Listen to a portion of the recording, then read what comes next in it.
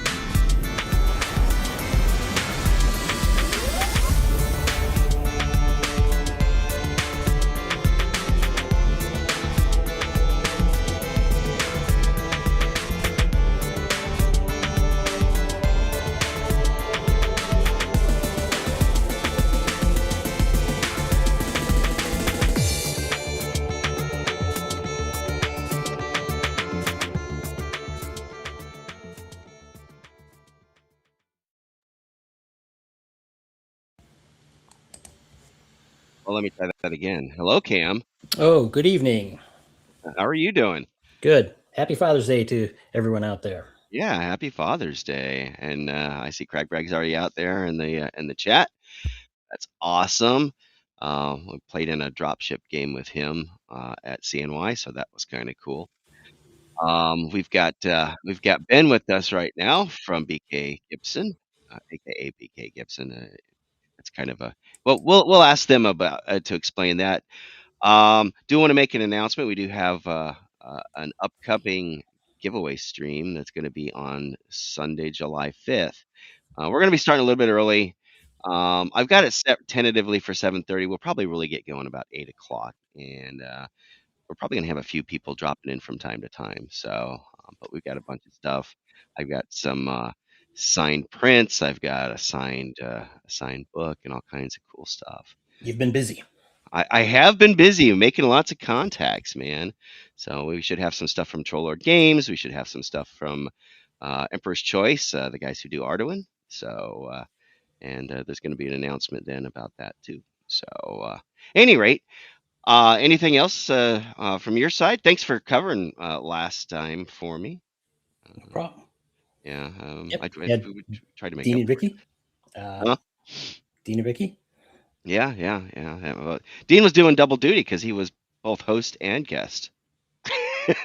So, although Dean's a great guy, and everything went well. I tried to listen a little bit, but I was kind of like a little preoccupied at the time. So I would just say, since it is Father's Day, just a reminder that playing role-playing games with your kids is a great father-child activity. yes, it is. Yes, it is. All right, let's not keep Ben waiting. We're gonna bring him on here, and there we go. Welcome. Hey, gentlemen, how you doing? Happy Father's Day. Happy Father's Day, Happy Ben. Father's Day. And you've got a couple little ones. We were just talking about that before the show. Although they're not really that little anymore, are they? They're getting up there. Now they get bigger and bigger every year. I'm promised eventually they'll stop growing, but hasn't happened yet. um, well, as Cam forewarned you about, he likes to start off the show with an icebreaker question, and so you've had at least 10 minutes now to think about it. So, Cam, go ahead and ask your question. It's a tough one. As I like to ask everyone about how they first their origin story in gaming, how they first got exposed to or the bug for role playing games, and of course, if you would like to expand that a little bit into how you got into writing specifically for role playing games, that would be great too. Yeah, absolutely, man. Well, actually, it's kind of funny. My gaming start was a lot before my role playing game start. I started playing games really, really early. I was a war gamer long before I was a role player. Mm. I mean, you talk about playing with your kids. I have memories of playing with my dad. I was 4 or 5. We start with Stratego, and we moved on to Axis and Allies, and then we moved on to the actual games. Actually, my Steve Jackson experience, I played a lot of Rivets and Ogre. If pre-GURPS Steve Jackson, and that's pre-Munchkin Steve Jackson. Sure. Yeah, I used to play a ton of war games. I've always loved war games. So that was my gaming. That was my main gaming stream until kind of later, kind of until adulthood. Yeah, I don't know why it never really hit. I just never really had TTRPGs open. It wasn't like I was avoiding it. I found out later my dad used to play, but he didn't play it anymore, and it wasn't because of satanic panic reasons. Mhm. Even though that was, I was born in the 80s, but it wasn't because of satanic panic reasons. It was because my college grades suffered way too much because of D&D reasons. So that's kind of why, I mean, understandable. Sure. So it really wasn't until, oh gosh, it was maybe 12 years ago now that we had some friends of ours who were like, hey, you guys are nerds. Would you like to play? Well, first he said to me, hey, you're a nerd. Would you like to play? I was like, yeah. I came in the first time. And then after that, I told Karen, I was like, I bet you would enjoy this too, because Karen's a nerd too. We played computer games all the time. She was much more of a shooter player, but we played World of Warcraft together and everything. So I mean, she's always been a nerd too. So we both started playing, and then it probably was about 10 seconds after the first time I started playing that I realized I would love running this kind of thing, because I loved, I loved coming up with scenarios. I loved all the parts that made GMing. GMing. Sure. I always loved that setup. So I started researching it really heavily, and I started looking into it, and I was like, you know what, I can write this. I can do this. Mhm. So I wrote my first couple scenarios, and the people who played it loved it. And then I just started, the first few times I did, I didn't write up much, but after that I started writing them down, and I realized, I actually enjoy writing. So and system design. In my day job, I'm a systems engineer. So I was like, let's figure out how to merge these together. Let's make this an actual technical document they can run with. And so I immediately started writing stuff down. So my first publication was The Fall of Whitecliff, which got I was fortunate to hit Bryce Lynch at 10 Foot Pole very early. He loved it. He got a best from him very early on, and other people started paying attention to it. And that's a regional sandbox adventure. Anything I do is going to be, sandbox if it's big. Mm-hmm. And just after that, I kept on publishing. You'll see Cold Light Press. You'll see it on the little side there. Cold Light Press is my own publishing label. Again, most of my stuff is pay what you want. I don't ask for people to do a lot. A lot of it is, I've learned a lot over the years. A lot of it was a little rough format wise, and then I got better as I went on. But I've always loved making adventures, and I've always believed in playtesting it first. So I like to inflict it on my friends too. Well, that's a classic. Tracy Hickman, did the Dragonlance, as modules before the novels, as I recall. Yeah, those probably should have stayed novels. Well, that's an interesting topic for sure. Mm-hmm. Now, so had you been? You said your first publishing, was that your first, because you do fiction writing as well as the gaming end of things. Had you been interested, or non-fantasy stuff, did you do fiction writing before that, or did it start off with the gaming? So the first stuff I published was gaming. Okay. I've always liked to write little bits of fiction here and there. Karen, my wife, when we're on our fiction writing side, we go by BK Gibson. It's Ben and Karen Gibson. It's super simple as our pen name, because Karen's actually the one who first wanted to really write novels, and I started reading them. I liked what I saw, and I started doing, I was like, can I start editing? So I started taking out the red pen and editing. I was like, and she was like, if you want to start writing bits, you can. I was like, sure. So we started back and forth, and she never loved outlining as much as I do. So I started doing outlines, and then she would start picking them apart. And so the writing has always been a team thing. Like the fiction writing has always been a team thing between the two of us. The two types of writing are very different. Sure. Or at least they should be. See Right. the Hickmans. Yeah. Okay. So the books. What was the first book that BK Gibson come out with that you guys collectively produced? The first book that we wrote will never, ever, ever see the light of day, and it's a wonderful Okay. thing. Oh, it's one of those. Okay. Yeah, I recommend that. It was good. I mean, it was something, I actually think everybody should write their first novel and then put it in a shelf and never look at it again, or at least learn things from it. Sure. We've written 12 novels at this point. And we started somewhat shopping them around the trad pub thing. But we knew that if we wanted to independently publish, we wanted to have a big backlog before we did anything. And we were just learning more and more about the writing process as we went. So actually last year I was talking to a guy. He was actually from Canon Publishing. He was asking me RPG questions because they wanted to RPGize one of their series, the Fae Wars series, which is kind of Fae invade the modern world kind of a thing. Right. So he was asking me questions for RPGing, and they also publish though. And as I talked to John, who's the publisher there. I was like, my wife and I write. He's like, yeah, send something over. I think he expected it to be a little worse because he'll usually say, send us something over. He's like, okay, which one? He goes, what? I say, well, there's this. I was like, we're looking at this. So we went with, I think it's probably my favorite for being finished. Because we have a couple other series that aren't done, but this Freedom's Vow is the first novel that's being published because we have the trilogy complete. And it's kind of a heroic fantasy. It's a classic heroic fantasy. It is, it's got a Hellenistic vibe to it. So think a lot of shields and spears in the phalanx.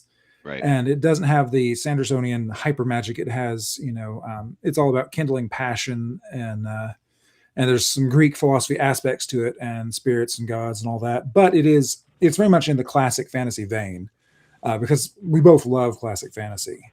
So that's the one we're starting with. We have a lot more in the kitty and we just keep on working on them. But I'm actually revising book 3 now of the Shepherd trilogy, which is what Freedom's Vow is in. But that's kind of our origin on that side. Okay, cool. I'd like to talk more about that particular series and setting because I think I really like the Greek mythology. Oops. Okay, I'm sorry. I thought I got cut off there for a second. We've been having trouble with Restream. No worries. I think that's a really it seems to be kind of an underutilized vein of fantasy. The like you said, the Hellenistic thing, but I find it pretty interesting. So usually it's mostly medieval fantasy is kind of the basis for role playing stuff, but this is a little different, even though it's I don't know, it has a different feel. It's like this mythological fiction rather than high or low fantasy. It's its own category, I guess is what I'm trying to say. So yeah, absolutely. And like it's absolutely, I mean, I love Tolkien. I love medieval fantasy stuff, but I feel like it's hard not to be in a conversation with Tolkien. I don't have a lot of respect for people like, I can do it better than Tolkien. Bah. Sure. And there's nothing wrong with saying, okay, I'm going to take this and play with it a little bit. But we've loved working with kind of the Hellenistic inspiration. It is secondary world. It's its own kind of place, but it's a very different feel and very different vibe to do the classical Greek. And I'm a history nerd too. So we actually if you want to have the authentic feeling of being in a shield wall, being in the phalanx, I love that stuff. But it's very different feeling, the spear and the shield. But we found is Greek. We know Greece, like we know Greek history. You know what a centaur is. You know what a minotaur is. You know a lot of stuff. So it's just like with the medieval fantasy, it's familiar, but it's been fun to play with something that's not, knights and damsels. It's been a lot of fun to play with something that is familiar, but it's the familiar in a different way. Stuff. Yeah. I mean, it's all, Jason and the Argonauts, the Odyssey, the Iliad, like all that. It all comes from that. So epic fantasy owes a lot to the Greek, but it's been fun to play with that. Yeah, right on.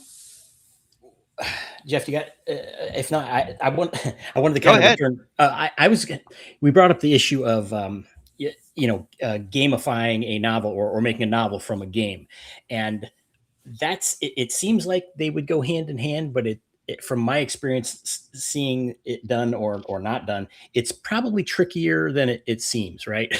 Well, what's your? Let me put it a different way. Do you think it's trickier than it seems, or what are the pitfalls of trying to balance those two things? Yeah, I think there's pitfalls both ways. I think there's so it's easy for somebody who has a story in mind to railroad their players if you're playing a game. I have this idea, I know a conclusion I want a story to tell. And then they straitjacket the game into having a certain outcome. That is, that's a famously bad way to play. That's a famously railroady way to play. Or so at the very nicest, it requires everybody to be on board in the social contract to be, okay, we're choo-choo on this railroad, at the nicest. I've been in a few of those. It's because I really like the people. I really had a good time. You still have fun, but it's not something I'm interested in running. And I think a lot of times it kind of chafes. But then there's problems on the other side too. A lot of novelists, they have world builder's disease where they just want to tell you and tell you and tell you. They want to develop the world and the situation. And they would rather spend half the book, doing the setup and before they get to the plot. And I think, that's gaming. Yeah, that's my flaw as a DM is I'll spend all my time doing that and not figuring out the rest. Backstory. Well, not personal backstory, world backstory. No. The world building. Yeah. But that's almost like the part of the game for those of us on the DM side. That is, very much something that a lot of us enjoy. Yeah, but like Ben is saying, where's the balance point there, right? Is how to, because what I end up doing, I make all this stuff and then I'm terrible at getting my players to discover it, right? Or putting them on the right track, right? With plot, as you say. Yeah. Well, that's kind of the thing. Yeah. So when I'm running a game, I do not have I don't have a plot. I have a world. So there's a setup. So there's a background, I have a map. And then there's rival factions, and then there's rival, there's villains. And then because I run huge open tables, the best villains are always and forever going to be the players themselves. They're always easily the best source of chaos and destruction within whatever land they're in. So I just let kind of I don't have a predetermined plot. It has to be because they do such a good job of keeping that ball rolling. But that's not what you don't want to do that if you're a novelist. If you're a novelist, you need to finish that thing. You need to have a plan in place. You need to know where the story goes. Yeah, and that's interesting you bring that up because I'm sure there are many campaign worlds that have gone on for decades upon decades, and the players have no particular urge to end it, right? It's like, yeah, we'll keep going. We'll find something new to do. And I kind of got into some of the game. I don't want to talk too much about myself, but I got into some games, campaigns and things where I knew there was a story that the DM was good with, having this not quite on rails, but he had an overall storyline. And then we wouldn't get to the end of it, So then at some point I got obsessed. It's like, I just need to get to the end of the story, figure out what it is, which isn't necessarily good gaming either though, that's that weird between game and story thing, I guess. Right. Now, you do have something that you've got a Kickstarter coming up too, right? So there's a couple things. We're part of a Kickstarter. Alexander McCrease is doing Annals of the Auran Empire, which you're kind of referencing with the Auran Awaits title here. I am. That's going to be so in his Auran Empire setting for the axe. It's a great setting. It's kind of a fallen Rome, like late dominant era Rome. And that's the splash there. Right. It's a great setting for games, but it's also, he had a great idea. He's like, I'm going to have a short story anthology. Each short story is based on an item from the treasure tome. Okay. Which, if you haven't seen it, they're magic items. Actually, I don't play Axe, but I can really recommend the Treasure Tome as a great book, even if you don't play Axe. It's just a tremendous set of magic items. Yeah. So his basically the continuity he had for those is each one of the stories is based around a single item from the Treasure Tome. Yes, yeah, Macris is brilliant, He's but he's come. I'm going to get him on someday soon. you need to, yeah. That's cool. Yeah, he's great. He's a great guest too. He's a sleepy man. He is a definitely a morning. He's definitely not a night owl. So get him on maybe a little early. But he is a really great interview. He's a great guy to talk to. But he wanted to do this, and he contacted so John C. Wright. I don't know if you know who that is. He's a author. He's kind of an author's author. He's done all kinds of different things. One of my very favorite books, period, is John C. Wright's Awaken the Nightlands. And John C. Wright is doing kind of the anchor story, but he invited some writers he knew to, hey, send in a pitch. Let's, pick an item, send in a pitch. Karen and I did that with a dwarven shield. And our story, Shield Bearer, is one of the stories in there. We're really excited about it. It came off really well. And so that one's going to start right now. The plan is to start in July 14th, I believe, is the current date he's looking at. Okay. For dropping that Kickstarter. It's going to be, I think it's going to be really good. Of course, every time he makes anything, it's going to be a beautifully produced book. I'm absolutely certain of that. But we had a lot of fun with that. I'm excited to see where that goes too, because I think a lot of, we've kind of gone away from D&D tie-in fiction in some ways, or whatever tie-in fiction WotC's doing now is not something that I would recognize as the kind of fantasy that I like. Sure. Right. But there's some really good classic stuff. And I think part of what Alex is doing is saying, hey, is there still a group of people who would love that kind of classic fantasy? Love that kind of stuff, because it's not, none of us were given a world Bible of you have to play this IP, this, you have to do this. He was not strict about that. He was basically, here's the sandbox, play in this world. It's all interesting stuff, and write a story. So I think there's a lot of potential in that. And so we'll see how big that market is, but I'm really excited about that project. Okay. We've got a question from our buddy Kyle, Dying Breed Tabletop. He says, question for Mr. Gibson. Authors tend to have a preconceived climax or sort of a discovery as they write the table. To which approach do you lean? And follow up with that, why do you think your approach is better for you? So yeah, a lot of writers, another commenter said, pantsers is what they call people who are kind of discovery writers. It's, you're doing it by the seat of your pants. Right. I don't think you can be co-writers and do that.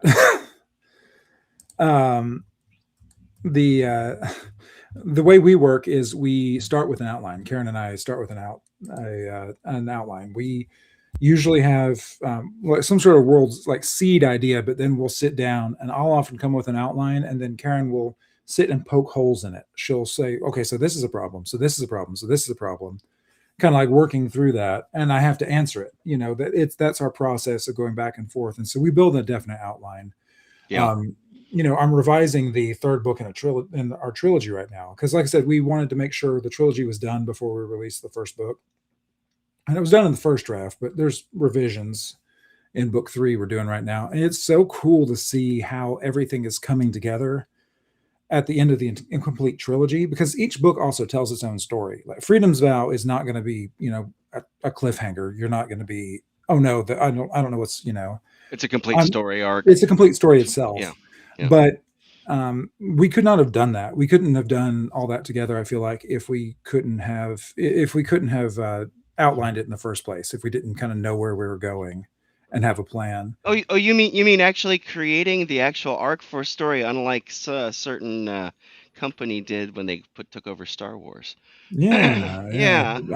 I don't know anybody about that. We're just going to let everybody do anything. And no, I really appreciate that. Is book 2 already out now, or is it coming out? Yeah, okay. Book 2, we just talked to our publisher, because again, we're working with a little publisher called Celine. Okay. They're really good guys. They're a small independent publisher, but they're not doing the vanity press thing. Again, and this is for anybody who's listening, if a small press asks for money, they're not looking to sell your book, they're looking to get money from you. But Celine is one of the like little indie presses. We work together. They don't charge us any money. We don't, it's not about any of that, but it's a profit share split. It's just like the same royalties you get in a trad pub, but they're a smaller crew. Okay. But right now we have book 2 for them for their edits. Because even though, book 2 is completely done and revised, working with a good editor is always good, and they'll catch stuff that you just can't catch. So right now it's with the editor. We're going to start working on the cover here once we get the dev edits back.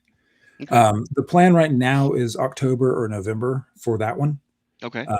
And then, we'll have a similar gap between 2 and 3. Okay. But like I said, we just wanted to have all the story told before we did the first one. Sure. Because I really think, like you said, the arc planned. You want to have the arc planned in the first place. You want to have, and honestly, we've read Pratchett Rothfuss, we've read George R.R. Martin. Well, I mean, but I'm also going to say, there's also people like Robert Jordan, Wheel of Time, or Scott Lynch. It's not their fault. He, like, Robert Jordan wasn't planning on dying. How many books did he do? He did like 9 or 10 before. Yeah. I mean, that was probably too long. But the problem was, he didn't have it done, and so even though it wasn't his fault, it's still rough on the fans. So kind of our plan, Karen and I always have the plan, whatever series we publish, if it's going to be a series, we do standalone stuff too. But if it's going to be a series, we're going to have the whole series written before we publish the first one. It just seems we like to read too, and it frustrates us when we don't have it done. Have you guys done any audio versions of any of your books yet? We're working right now with the it's awesome. So we're a husband and wife writing pair. It's really cool. There's a husband and wife pair of narrators we're working with. Oh, wow. Because some of the chapters are, they're not doing a full acted audio drama style, but some of the chapters are from a male POV and some are from a female POV in these books.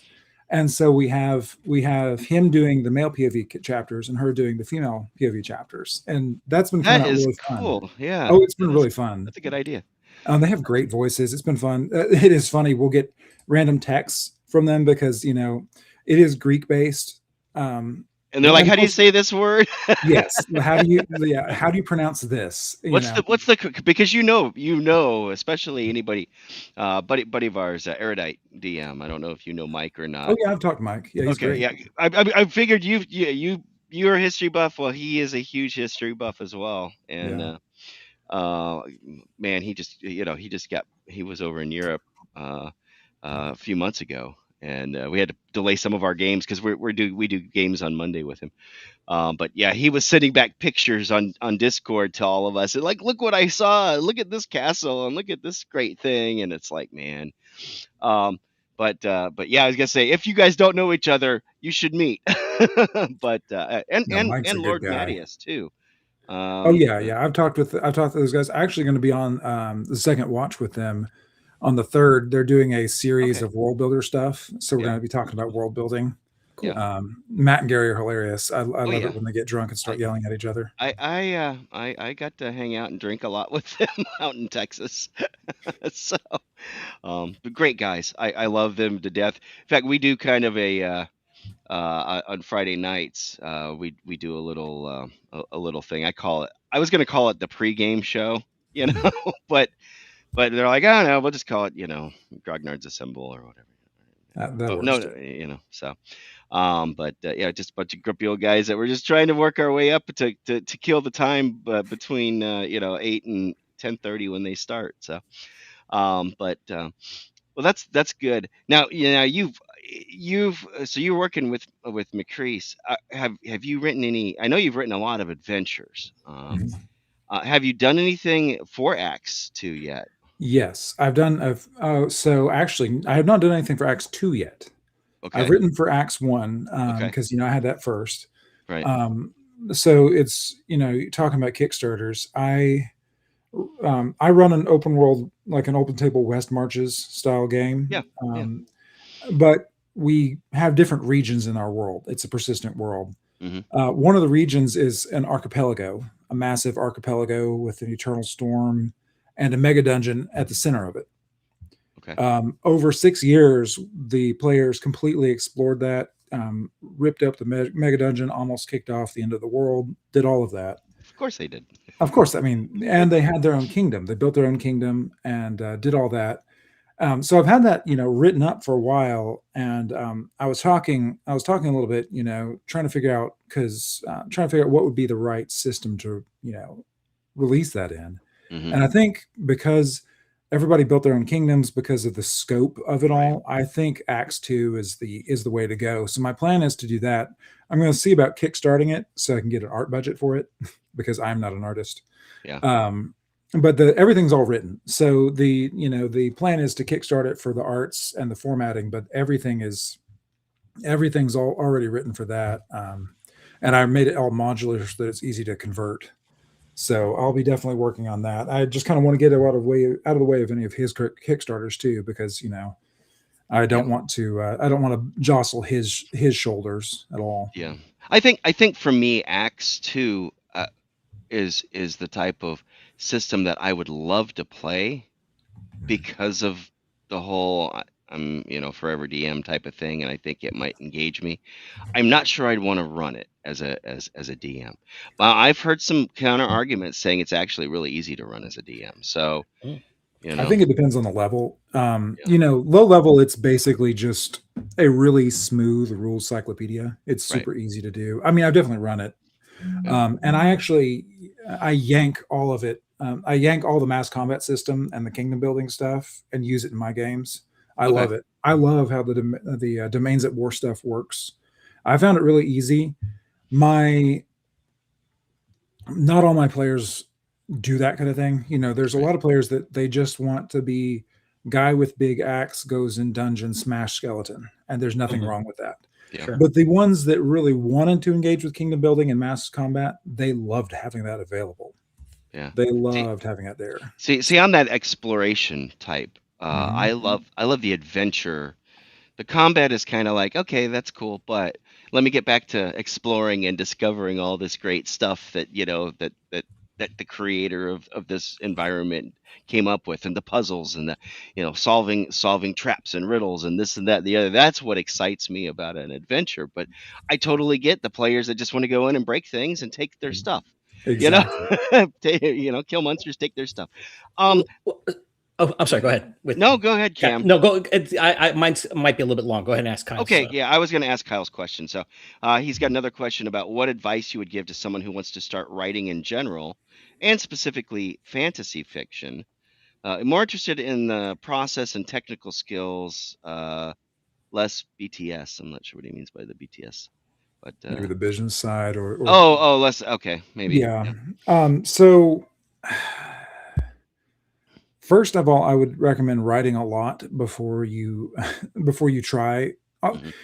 See, that's weird because you should be writing. At all times you should be writing your best. You should be writing as if you're planning on showing it to another person. You should always do that if you're trying to build your skill. But like anything, it requires work. It requires practice. It requires behind the scenes. Sorry about that, Kyle. Yeah. But it requires a lot of practice. So I think a big part of it is putting words together. It's in my day job, I write a lot of user manuals and technical manuals. I actually found that helps. Being even being a technical writer on that side, I found it really helps in a lot of just my writing skills in general. But always be reading. First of all, read, and figure out the kind of things you read.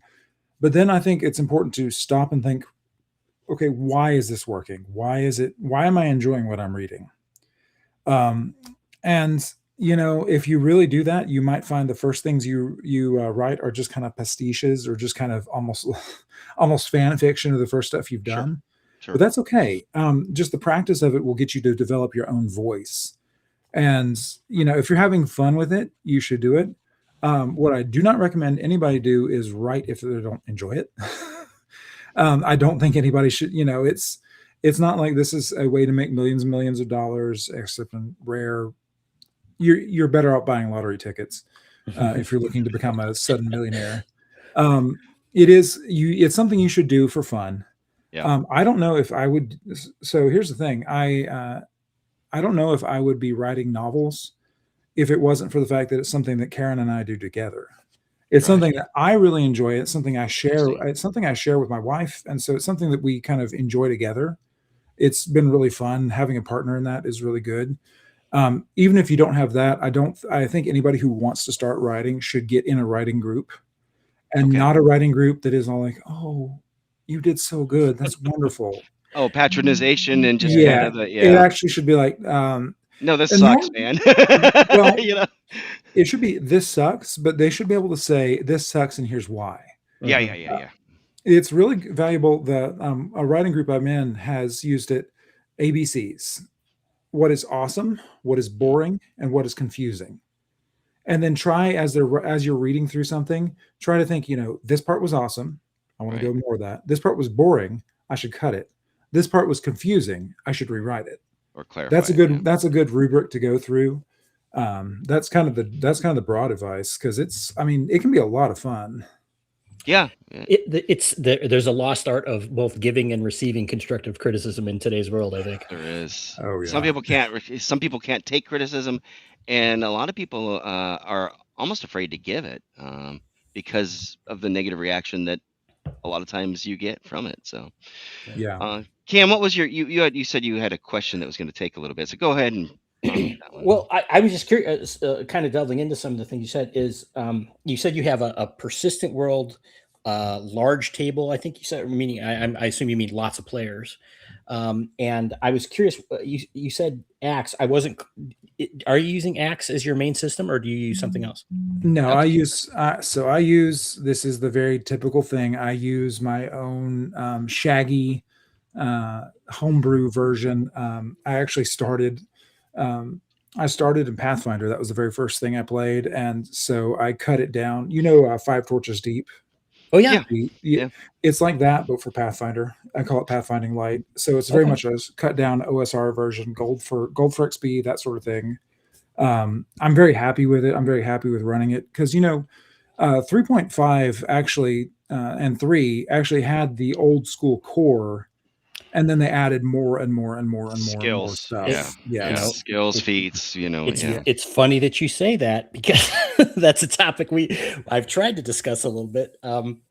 But go ahead, keep going. I like what you're talking about. Well, yeah, I actually, so it's funny. The very first thing I did is I stripped out all the player classes, and I was like, the NPC classes are warrior, expert, aristocrat, and adept, Mhm. Yeah. which are kind of your basic 3, your old school basic 3. Right. Plus the aristocrat is the jack of all trades that's half expert, half warrior. Right. I was like, this will be great. So that's the basic classes that you start with. And then, I'd strip down the races, strip down a lot of the extra stuff that was added on. I understand arguments against using the one size fits all D20 resolution mechanic. I get that. I like it though. And I like it because I also have a big table and it's easy to explain. I'm a huge fan of being able to say, this is a DC, this is your D20. You just roll, add plus minus, do you hit it? Yeah, with a D20, you're breaking it into 5% increments, right? So exactly, it's easy. It's. I want to hear more what you said, but I just going back to the beginning. You said you started role playing maybe 12 years ago or something. Did you start out with 5e or and if you did, how did you get back to? I started Pathfinder actually. Okay. That's right. So 3.75. 3.75. 3.75. We call it. Yep. Okay. Yeah. So that's interesting. So you're obviously, if you know that, you're familiar with 3 and 3.5 also. Okay. That's exactly. See, well, okay. You might be my new best friend because I'm a big fan of third edition. I understand the whole old school and modern gaming argument and everything, but I still love third edition. But also, like you, the bloat got to be too much. Yes. And oddly enough, I was starting to have a discussion about Five Torches Deep because I bought it some time ago and I never played it. But I'm sure you've heard of Shadow Dark, and it's kind of been a big boom. And I'm looking at it, I'm like, man, a lot of the stuff that this game does seems to have been done in Five Torches Deep. And there's some things I like or dislike about Five Torches Deep, but as a whole thing, it's like it was a pretty solid concept. It's this kind of stripped down modern mechanics, but old school thought. And I'm sorry, I'll go back to you in a second. But the other thing you said that I really find very interesting is that the third edition stuff having that core to it, I think is very true. And a lot of people kind of wipe it away as it's, oh no, this is modern gaming crap. But I never thought that. I thought third edition was a return to the old style in a lot of ways, in terms of theme. Anyway, I'm sorry. That was a lot of me talking. Please go on, because I like what you're saying about your world here and how you work. No, exactly. And so, so the West Marches concept. You just have a big open table. So the region I was talking about before was Sky Shadow Isles, where it's a lost colony. There's all kinds of mysterious ancient ruins, and the players are starting in the first colony that's been founded here in 100 years. So that's kind of their home base, and then each session is a different group going out and exploring. They're in a different region right now. They're in the Shattered Valley, which is a different area. So there's different things they run into, and right now it's kind of fun. So right now they're bumping around in the Shattered Valley, and they're kind of discovering mysteries and bumping into things. And what I've started doing is, so I have everything very stripped down early, but they also can meet different races. So they started, in a different place. Like DMs should generally say no by default. They started with the previous area, they had humans, they had elves, and they had dwarves as the start. In this one, they started with humans. There are fawns, which are, your little half goat dudes, and like Titan blooded, which are kind of big burly guys. And so those were the basis starts, but then they started running into orcs, which are pig faced, as all orcs should be. And they actually worked with one of the tribes against another tribe of orcs, and so now they can start rolling orc PCs. And so they, rather than giving it all a la carte, basically the Pathfinder 3.5, which is here's all your splat books, you get everything. Basically, you start with a very small number of things, and then you unlock more things as you go. They're really, really trying to befriend some centaurs. They've been terrible at it, but they're like, man, it'd be really cool to be a centaur. I was like, that's on the table. That's something possible, but you got to figure it out. Likewise, we have start with a very small spell list, but they can discover spells out in the world. They can uncover that kind of thing. So there's a lot of room for growth. But starting small like that and being able to grow it's been a lot of fun. And they've been the players get really into it. It's a Discord based administration, and my Discord's always popping with questions. People are always asking me things. There's also stuff like, I will say, this merchant runs into town at this point. They get regular rumor rolls. It's all that stuff, and they get excited. I actually have a couple guys who help me. They're players in it, but they also I have dotted a couple dungeons. I've actually dotted a couple dungeons on the map where I said, there's a dungeon here. What is it? Oh. And I handed off to my the other guys.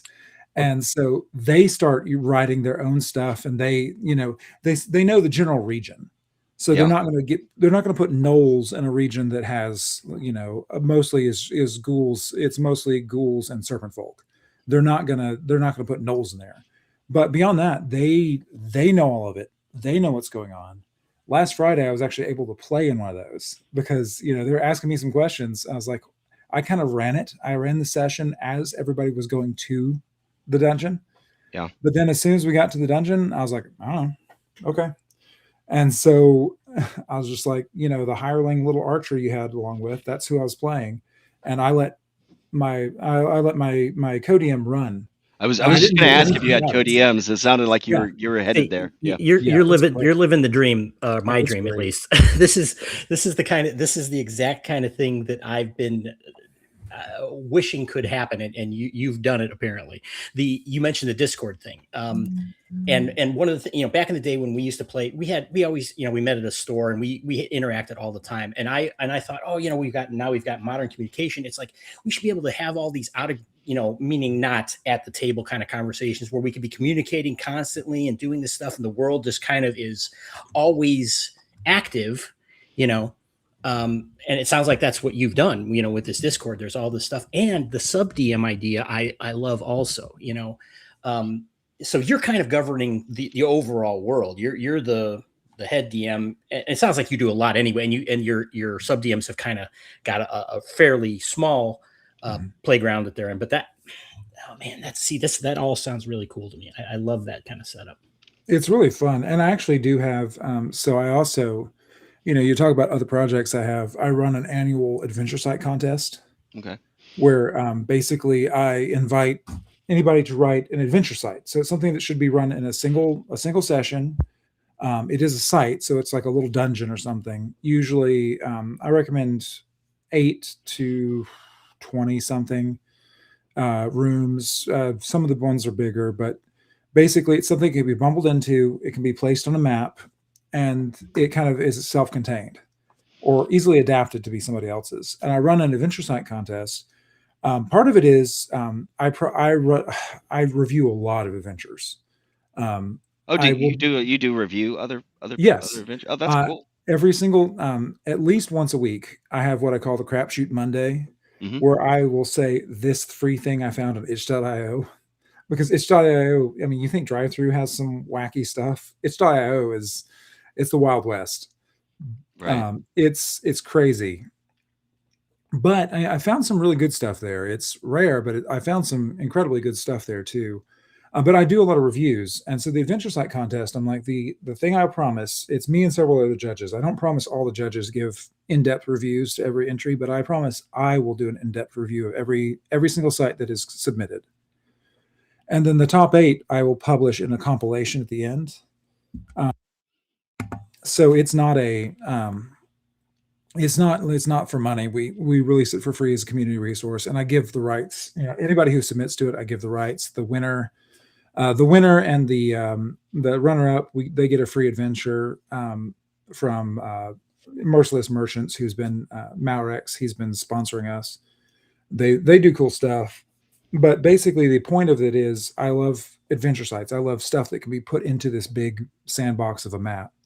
But the cool thing about that with Codiums is also, somebody's like, oh, they want to run over here, and they've heard some rumors.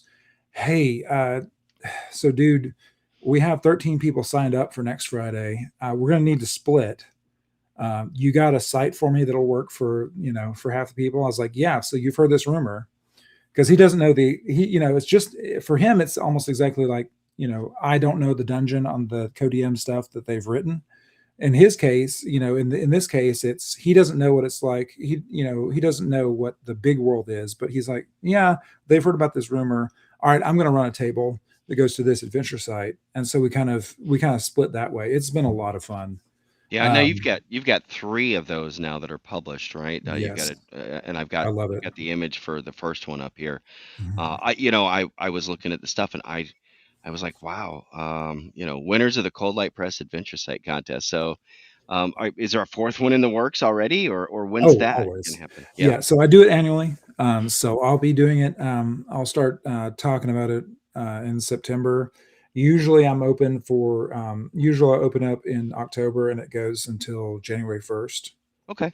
And then the judging is usually a couple months of that. And like I said, I do not promise. There's a panel of 5 judges, because all of us have our own preferences. Sure. I don't it is, last time we had 42 entries. We had a lot of entries. Yeah. I don't make that commitment for all the judges that they'll review all of them in depth. Yeah. But I reviewed every single one of them in depth. I always will. I'll always review every single one of those in depth, because nothing has helped me in my adventure writing more than getting good feedback, getting reviews that actually don't say, yay, I liked it. Boo, I didn't like it. It's much better to have an in-depth review. That's how you grow. Yeah. So the guarantee is that people who send it in will get an in-depth review, and I'm not mean about it. if I see something bad, I'll say this didn't work. But I'm not going to say you're a bad human being. People are sending this into a free contest. I know Right. their hearts. Nobody's been sending in stuff into troll. Yeah. But I've been blown away by the creativity. And there's also been some stuff.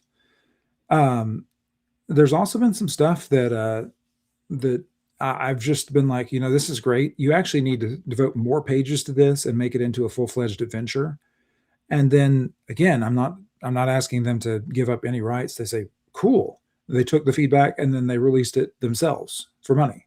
That was great. So I've loved that. I've loved seeing that. I've running that. And like I said, Adventure Sites 4 will probably be hitting in October. So when you're getting ready to do that and you're announcing that, we would love to have you come back on and help promote that, because I know there's a lot of folks out there that are into really into doing that, and that there's a lot of would-be designers and people that just kind of need that feedback. Where can they make improvements? Where can they, do, and for you to have basically a five judge panel, including yourself, right? That's an awesome thing to do for the community at large. So definitely will reach out to me, and I'll make sure you you know how to get a hold of me. Absolutely, man. Yeah. As far as your games now, is your game, because you did say that you manage it through Discord? Is it do you run it on Discord, or are you? Ooh. And see, that's the other thing. I don't think I could do this if I didn't run it in person. Okay. I think I do all the organizing on Discord and all the downtime stuff. Like, we don't need to be sitting around the table while the two guys who are super into it are working on the new town they're founding and the Right. logistics of the keep. I Okay. love that. I love that they're engaged in that.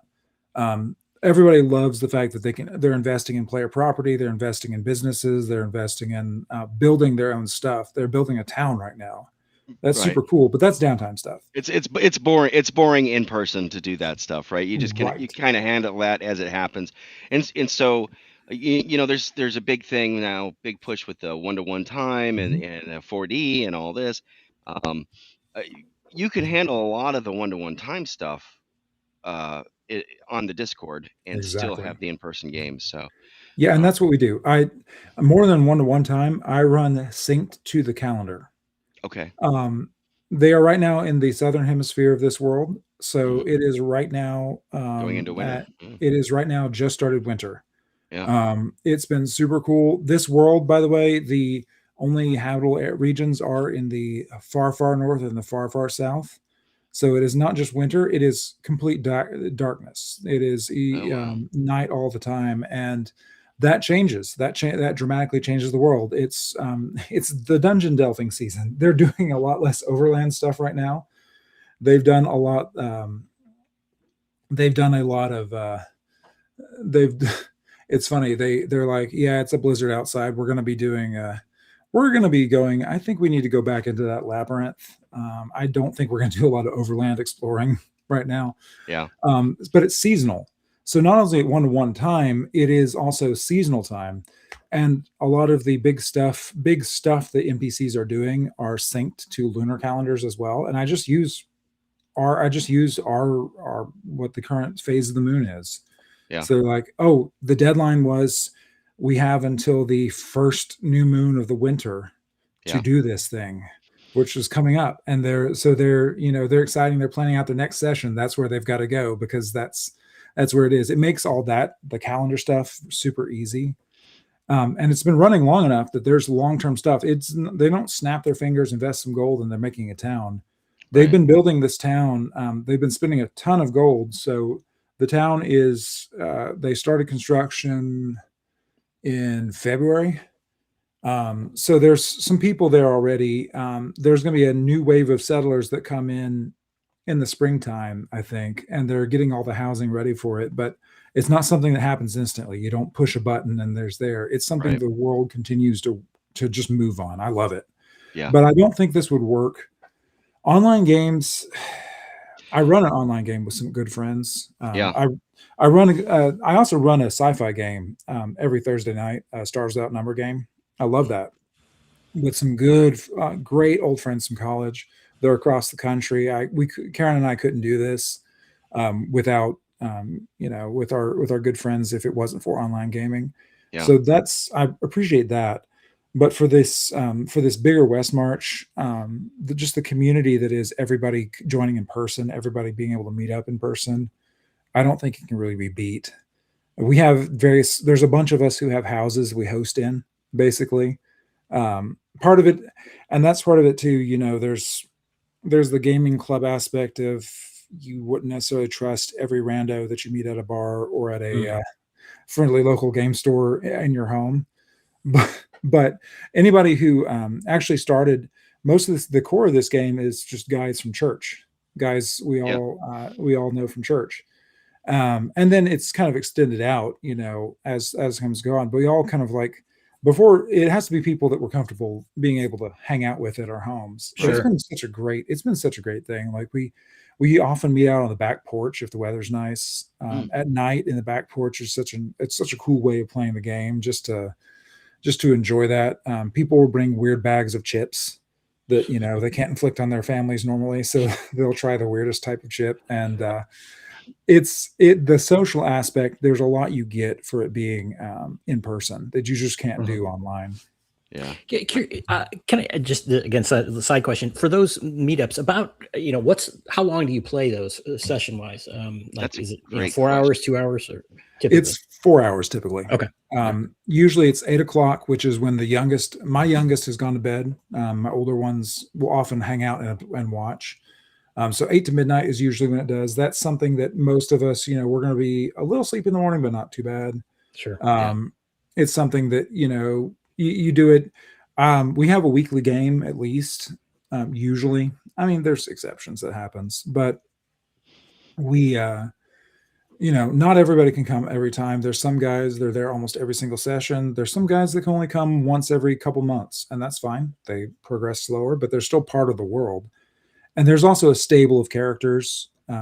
So, for example, when we had 13 people last weekend, there was a couple of newbies, and so we split and had a newbie table and a higher level table because there's still places to explore that are on the kind of the lower level area, and so they're teaching the new guys. The new guys had a great time.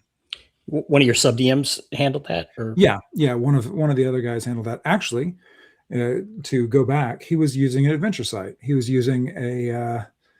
actually using the winner of Adventure Sites 3, which was a Temple of Bast. So it was a cat-themed temple. Okay. There's a desert area towards there where there's this covered up in sand temple. They've been hearing rumors about it for a while, but they're like, yeah, we really need to investigate this place. But a lot of them are have been focusing on more dangerous stuff, but they're like, we have a couple of the guys had some of their lower level guys still running around. And so the newbies and them partied up. They said, okay, let's go explore this. And so they poked around this great cat themed temple. They almost got completely wrecked because there was a mummy in there. Right. Which is not good when you're alone. What they also learned is that fleeing is a valid old school way of dealing with an encounter. Yes, it is. Excellent lesson to learn.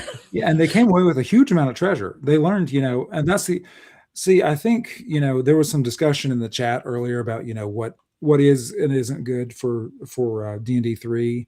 The thing I do not have, so D&D 3 and I think D&D 2 dispensed with gold for XP.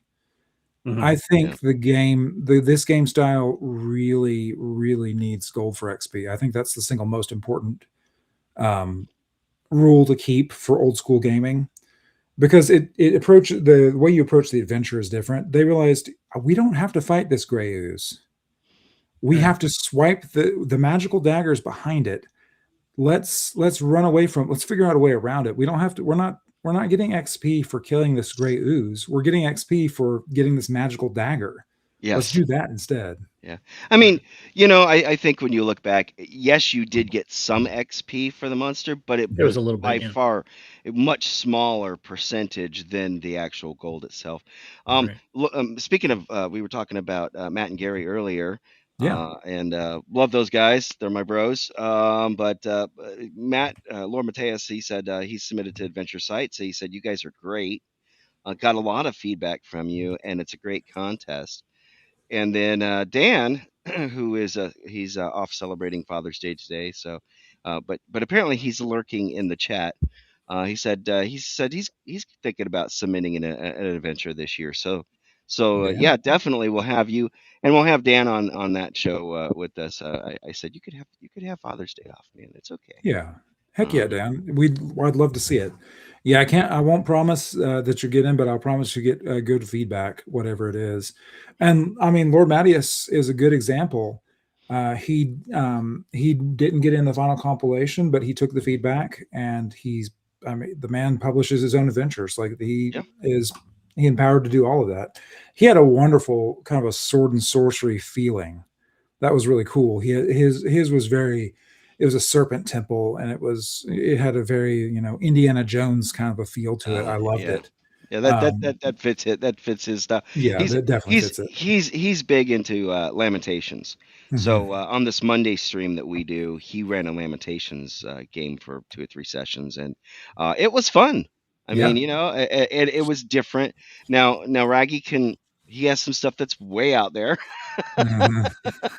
but he also has some stuff that's just kind of neat. Me and Erudite, we both got turned into boneless piles of flesh bags that wound up getting devoured. That was at the end. I died in the first 5 minutes. Yeah, you did. Yeah. Cam died. 5 minutes in, and he's dead. Oh, roll up. You got another character going. So, but that it's fun. And I don't know what it is about the modern player's mentality. You got to break them of this. This is my whole life. This character, and it's like no. Yes, well, but you know what, Dan, our other co-host, he brought up an excellent. We were having a debate one time about something, and he brought up an excellent point that modern gaming is more about the characters, being heroes, and older style was more about the world. And I think that's a very valid point. And in reference to what you just said, Jeff, is when the world is going on and your one character dies, well, fine, I got another one, right? The world's still there. And as opposed to this is a heroic story about these characters, one of them dies, that's a problem, right? It can throw things off those rails pretty easily. Right. So I think that's a really you're right. issue. World centric versus player and character centric. Yeah. Yeah, it's amazing to see a newbie. We recently killed a new player's character. He had never, he hadn't done anything like this before. He loved his guy. He really invested in the dude. He had like oncoming jokes with the guy, and the guy got. I mean, sometimes the dice don't go your way, and those max damage rolls are brutal, and you die. And he just had this look of just shock. And, everyone was being respectful. But we were in the middle of combat. We didn't stop doing those rolls. But what we all did was, we were like, man, that really sucks. Here's the next, here's a sheet. Here's a blank sheet. Yeah. And here's a couple more D6s so you can start rolling. On that horse. Yeah, start rolling up the next literally, one. While the combat played out, he was rolling up the next one. And the one thing I will do, so I believe in world first stuff. Mm-hmm. I really do, but I also am a big fan of. I am a big fan of everybody play. Everybody plays. So I was like, roll up your character, figure that stuff out. We'll figure out why he bumbles into this party. After we're done with this stuff, we'll just kind of fit it in. Yeah, we'll fit it in because everybody plays. I'm a big fan of just that, but. He was like, by the end of it, he was laughing again. He was we were making jokes at his dead character's expense.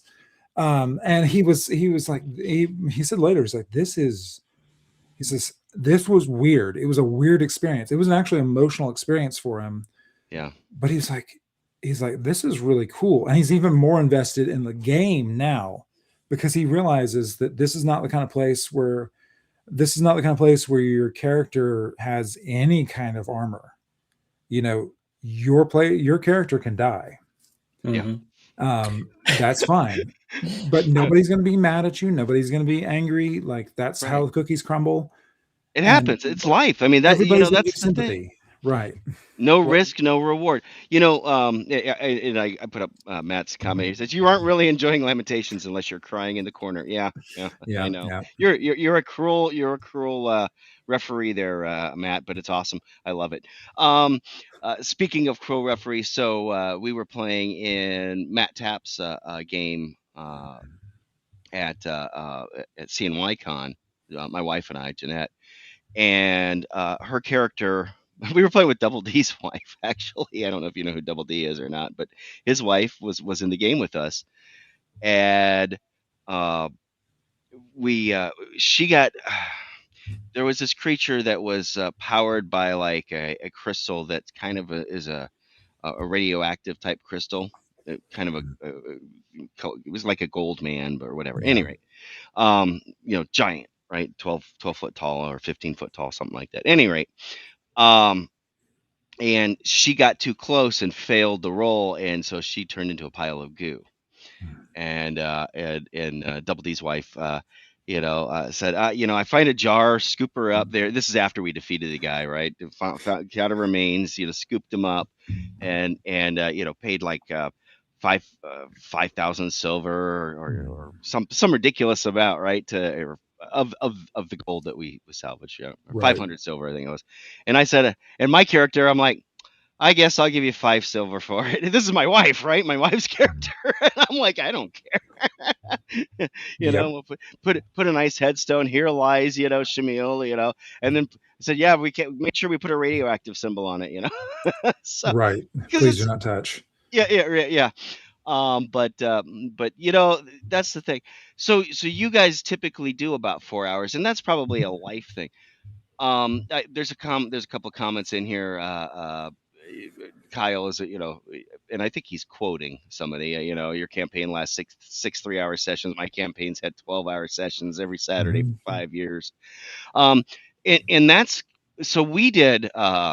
This is before I moved up to Tennessee. We were back in Florida, and we would do a whole day long thing, but it was only like once a month. Adulting is hard, right? And Yes. trying to get everybody on a schedule to be able to do a thing. So it's always like, okay, so next month we're going to do it on such and such. And we usually would start off, everybody kind of started getting there around noon, and we would run until like 1 or 2 in the morning. Mm-hmm. But it wasn't gaming the whole time. It was kind of mingle a little bit, have Yeah, some lunch or exactly. something like that. Then we would game, and then we would take a break, and then we have like supper, and then we would get back to gaming, and then we would game until basically everybody called it. And but that was the type of thing that we couldn't do that every week, but we kind of made it an event, a monthly event. So and most of the sessions that I've played in have been traditionally those long sessions, 6, 7, 8 hour long sessions. How how does that compare, like at the cons? You have a 4-hour block basically. Yep. And I think I've learned a lot just being on these Monday streams where we only have 2 hours. We try and keep it to 2 hours, and because it's streamed, so we got people watching, and I think you get these 4-hour streams, and it's kind of drags on too much. But what's your feeling on the different styles of having sessions? I mean, so it's a lot of it. I mean, I think so. I think the biggest thing is consistency is more important than length of individual session. I think, I love Dying Breed's. I love his, I think the biggest part of the difference is the 5 years part. I Mhm. think I think the consistency of doing it on the regular is more important than the length of time. Right. Our online session, like the Stars Without Numbers one, that has to be 2 hours, Okay. which means we have to be very, very, very, very on point. Right. We have to be very disciplined with how we do it. We don't, we're very focused while we're doing it. You have to play very differently when you're just doing a 2-hour session, because that's, we all want to get to the gameplay. We all want to do it. And we're doing, Stars Without Number plays pretty fast. I would I'm just trying to imagine what it would be like to play 5e in 2-hour session chunks. I mean, You wouldn't get through a combat. you'd Yeah, have you a could month. half the You would have a combat. month to do a single combat. Yeah. That would be so. The system matters for that as well. Yes. But I do think it is. I do think you have to play differently depending on the length of time you're doing it. Mhm. I think you have to really focus a lot more when it's a shorter session. 4 hours to me has been a really good. It's been a really good balance. I've done the super long sessions where it's very casual. Everybody kind of comes and goes. We move along things. It becomes more of an event. Those are cool. Those are also not viable for most of us, to do consistently every week. Right. The 4 hours is kind of the max you can safely carve out from what I've found. I've actually run for consistent week to week sessions. week to week stuff. Yeah. I've actually done so I've run the very first one I published, the Sandbox campaign, The Fall of Whitecliff. Mhm. I actually ran that one. My playtesting in that one was a lunch game, a weekly lunch game where we had a lunch hour. All of us would go to, there was a gaming cafe, very, very convenient to, it helped that there was me and just 3 players. So it was a small party too, but, we did it. We did a weekly game that just lasted an hour. So you had to be laser focused. I mean, we had a text thread for that. We had to be very much laser focused on it, but it worked because we were able to be consistent. But you really have to change how you're playing. You really have to focus a lot more on where it is. The 4 hours lets me not wave. The 1 hour thing, I did have to you have to shorten some things. You have to realize, okay, we're going to stop. I would not want to do a West March kind of thing where you're always going back home or always going back to safety at the end of the session with a 1 hour thing. You've got to pause in the middle of some stuff. Yeah. But the 4 hours is what I find is about the smallest amount of time where you can reasonably do that. Even still, you have to kind of run. You have to notice things. You have to say, okay, if it's a big table, like when I'll run for 7 or 8, you have to do a good job managing your initiative. You have to make sure people are kind of alert and focused. But it's a lot of fun. It's really rewarding when you can do that. And like I said, I think it's more important to be able to do what can support your life than it is to do like the longest possible session. Sure. Let me again. I'm a little obsessed about this, but you mentioned again the Discord. Is how effectively are you able to utilize that? For your big sandbox game. With you mentioned, your more your management level play versus adventure. Does it work out for you? Do you really progress things in those arenas at least using the online stuff throughout the week? Absolutely. Yes, absolutely. I organize kind of all of the downtime stuff via that. So there's always a record. It's great because there's one thread where we keep a gold and XP per session tracker where people also are focusing on the magic items they've gotten. There's a scheduled sessions channel. There is some basically different regions have different place. There's something that they call limited supply shops because there are traveling traders that move around the valley. Okay. So they'll kind of come in, come out. You've really got this systemized. You've got everything very organized, lined up. Yeah, that's cool. Yeah, it's been a lot of fun. The players have a wiki. The players' wiki I have never visited and never will because there's wrong information on there. And you want that. That's actually because that helps. That's very realistic.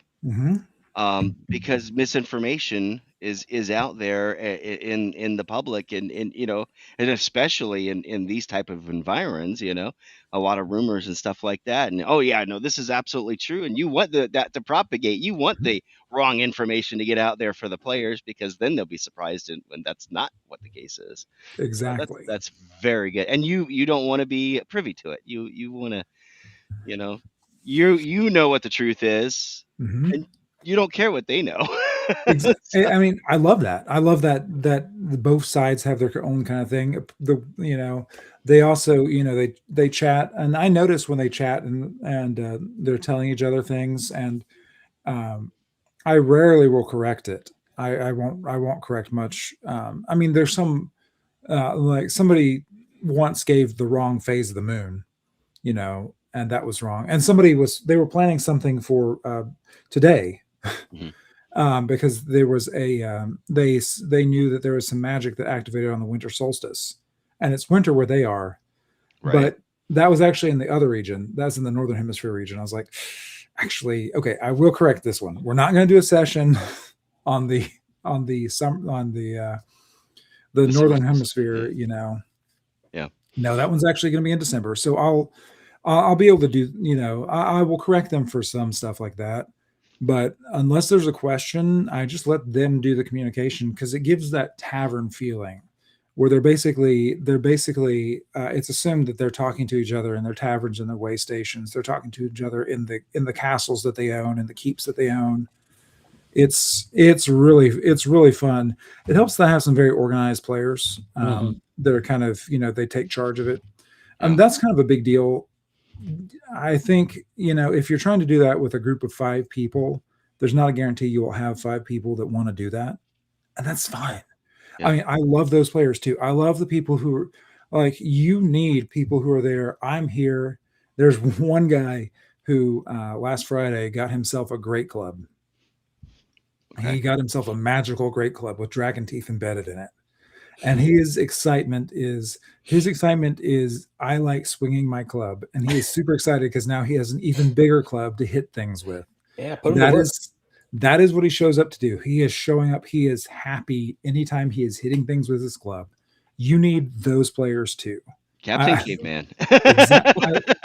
We were laughing because that wasn't his plan, but he's always gotten the clubs. He's Bobby from the D&D cartoon. Exactly. Oh yeah. There's nothing wrong with that. You need all types because there's other very, very organized guys who are like, okay, so here's the plan. We've been paying attention. We've been doing all this. I've got this ledger. There's one guy who they have businesses. They have businesses that some of them have invested in. Some of them are running them and doing roles. We're kind of using the Axe rules for that. They have businesses and investments and companies that they are putting time into, putting resources into that are giving them profits or sometimes losses, and that also generate rumors and generate quests. They generate, there's all kinds of things being interacted with and generated. We have really organized guys who are super into that. And guy with the club, he always takes his share and he gives it to one of the organized guys and says, my character invests. And that's fine. Nothing wrong with that. Jeff, I'm sorry. I had a detailed question going back a while. You said you based the classes on the NPC classes from 3rd edition, right?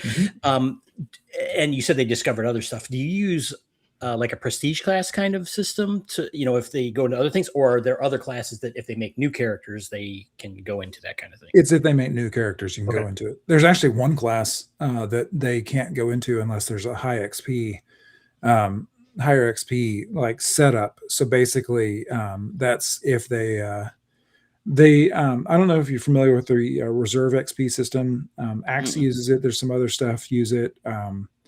Basically they can it's kind of what AD&D did with how you can bank XP in is this like XP for future characters? Yes, it's kind of like that. Okay. I have heard something about this where it's like a certain percentage of your XP can be going to a future character. So there is some of that, and so no, it has to be when one of them dies, and that's actually part of it too, because that part of it is you died. Let's see what you roll up, man. Maybe there's something cool you can roll. Because that's kind of where it is. It's actually great. Any new region we start when they started into the Shattered Valley, when it was opening up, I actually ran a couple of sessions with 7 players each.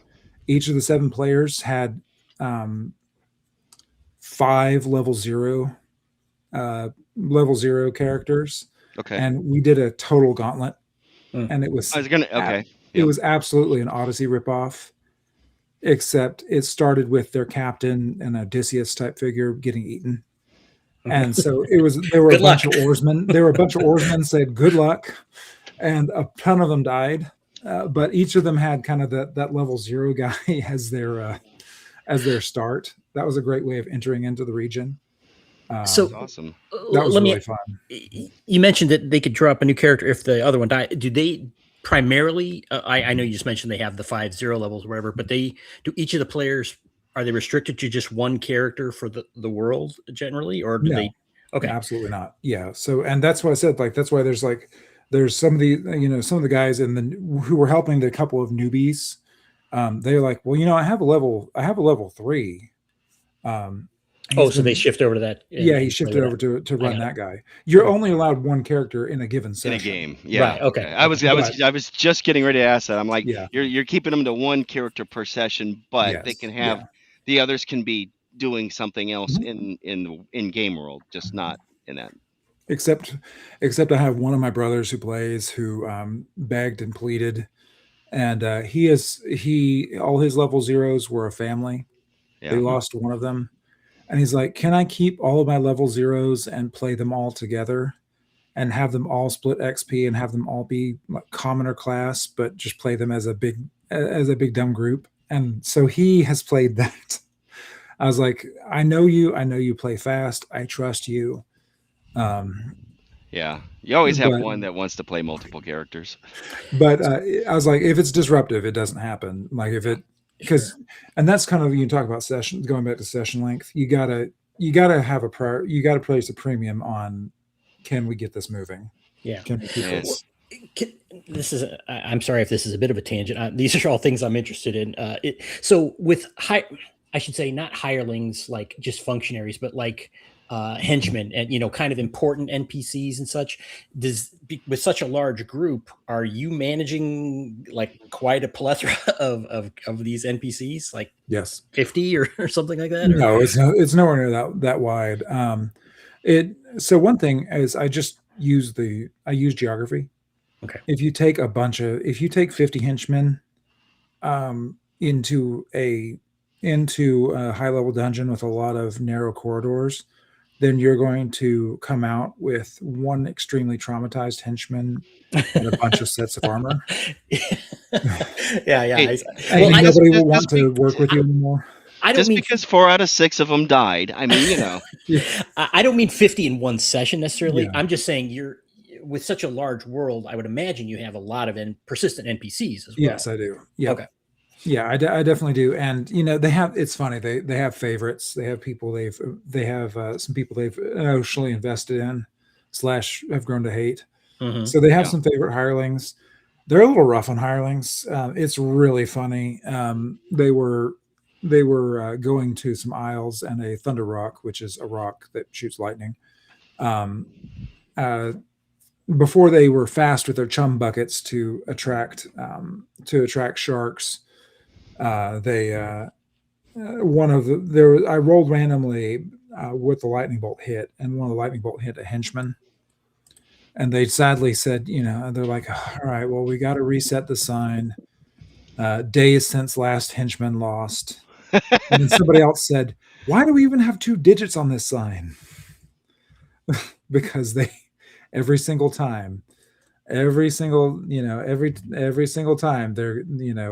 to kill a henchman if they aren't careful. They're a little rough on them. Yeah. Sorry, there was Sorry, we had a bit of a technical. bot. Yeah, there was a bot Yeah. on the Twitch side. I added Twitch. So I don't know if you know Jay, Lord Gasumba. He's a Twitch Yeah. streamer, and I was talking to him at CNY, and I'm like, I stopped on Twitch for a number of reasons. One of which was because they were flagging shows. We were doing live plays when I first started doing any streaming, like 10 years ago. And they nuke like 16 minutes of audio, and they just nuke it, period. And I was like, I can't have that. But the bots are the other bane of things. But man, if I was 2 hours closer to you, Be I'd begging be for a like, spot. I would be begging for a spot. Yeah, yeah. As it is, I'm just a hair too far away. Yeah, it's too far. And I really want to hit West. I really want to hit North Texas one of these times. If I do, I might do some things because I've done one-offs that are set in the world that Hmm. have different people in it too. My kids, I run for my kids. This is Father's Day. We should, we talked about that on the beginning. Playing with the kids. The kids are also involved in this world, but That's usually cool. they kind of run, and my three kids run in kind of their own circles, which Mhm. is hilarious because my middle son has never met a copper piece. He doesn't want, and he's good with logistics. Loves those Uh, minis. there was definitely a time in a mega dungeon where they said, "Oh wow, there are 200,000 copper pieces here. Man, we need to come back here with some logistics and pick these up, but we're not going to bother with this without good stuff." And they came back to it a month later, and they said, "What happened to all of it?" I was like, "You left it with my son, who loves this kind of stuff. I'm sorry." He figured it out. He figured out the logistics. He loves this kind of stuff. Um, so it's really good how this kind of thing persistently goes on. I don't see any reason why this won't continue until I'm old and grayer. Until I'm, Well, you got 3 kids it's you can fun. hand it down to as well. So who knows? Exactly. This might be an inherited campaign. Yeah. Only one of them has. So two of them they love playing, they love their characters, they love getting involved in it. They're players. The youngest, he does play, but he is going to be he's my future DM Yeah. because the other two kids, when they would watch us play, they would be, "Oh, this is cool. Oh, that's cool. I want to be a character like that." My youngest, when he was little, he says, "Daddy, I'm sorry. They're killing all your monsters. You keep losing." And then he would start helpfully sketching, and he would be sketching some sadistic traps. And That he's is like, "You should funny. have a trap door that goes down into a cage filled with zombies, Daddy." I So, have, yeah, I have a few trap books You're over on being my too yeah, shelf. easy on these players. Come on. yes.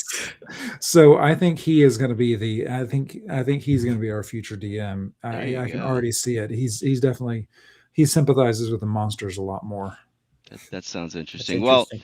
Well, I'm looking at creating a con here in East Tennessee, so maybe we'll get to have you come over for that Oh heck one. yeah! East Tennessee is not that far away from me, so Three yeah, hours, 3 hours to Huntsville, man. I'm there every year. So yeah. yeah, we would definitely love to get you in there and running the game, or I don't know if you carry print copies of your books and stuff like that, but you could always do that too. Oh yeah, absolutely. Yeah, we're I can print some out, but I don't usually. So most of my stuff on the drive-through RPG doesn't have print versions because it's such a pain to do Right. it, and because most of what I do is pay what you want, and hey, if you enjoy it, toss me a couple bucks. That doesn't really work if you're doing POD stuff because Yeah. there's a Yeah. cost with that. But I definitely do. It's kind of weird. Part of it is also I realize I'm unusual. I like running from PDFs. I actually enjoy Do you? running from. Yeah. I also read books on the e-reader, which I realize makes me unusual. There's a lot of people who love the paper, but I'm somebody there, so I guess I'm not the ideal audience for that. But I realize there's people who really love it. I am a print plus PDF person, so Mhm. to me, I just cannot enjoy reading something that's digital. And I'm an IT guy, right? You'd Right. think, but the last thing I want to do is sit down in front of the computer or in front of a screen and be reading. And I want to sit down in my easy chair with some paper and actually enjoy reading. But when I'm running, especially if I'm running something online, I've got, four monitors here, and I'll have a PDF up here, I'll have a PDF up there, I'll have the, maybe a VTT or whatever running, in Discord Right. and or whatever, however we're doing it. So, I find PDFs useful as a reference material.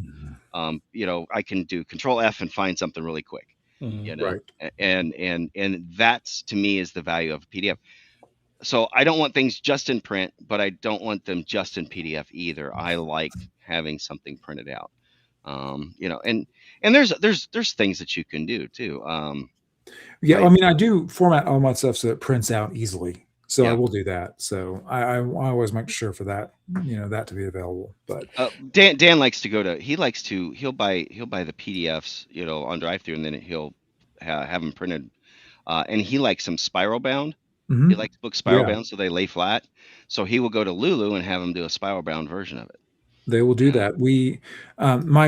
It's hilarious. It's been 10 years in the RPG publishing game. mhm. My first actual going through Lulu was only this last month Oh, really? because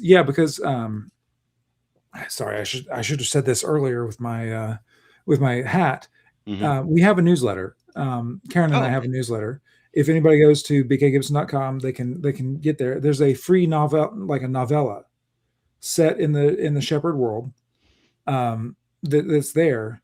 But we were talking about it. I'm going to be going to some cons soon. I'm the Yeah. extroverted half of us, and I'm going to be going to some cons soon. So like, you know, even though it's free on the newsletter, maybe we should print out some of the novella.